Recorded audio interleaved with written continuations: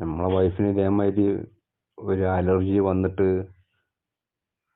എന്താ ഇപ്പം ഇങ്ങോട്ട് പറയുക, ഒരുപാട് കാലം, ഒരു 9 വർഷം പഴക്കമുള്ള സ്കിന്നിൻ്റെ അലർജി, തലയിൽ മുഴ, ശരീരത്ത് മുഴുവൻ മുഴകൾ ചൊറിഞ്ഞിട്ട് എന്താ അങ്ങോട്ട് പറയുക. ഇനി കാണിക്കാത്ത ഡോക്ടർമാരില്ല.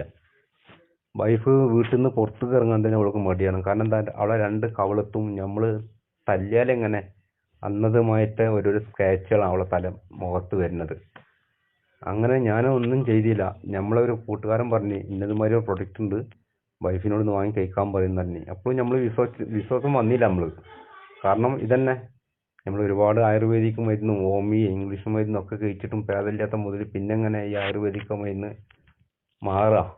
കാരണം ടൈം കുടിക്കുമല്ലോ മാറുമ്പോഴും. ഞാൻ ഈ സാധനം വാങ്ങിച്ച് ഒരു 2 മാസം വൈഫ് കഴിച്ചപ്പോൾ തന്നെ അവൾക്ക് 90% ക്ലിയറായി. 10% അതിപ്പോൾ കഴിച്ചുകൊണ്ടിരിക്കുന്നുണ്ട്. ഒരുപാട് ഭേദമുണ്ട്.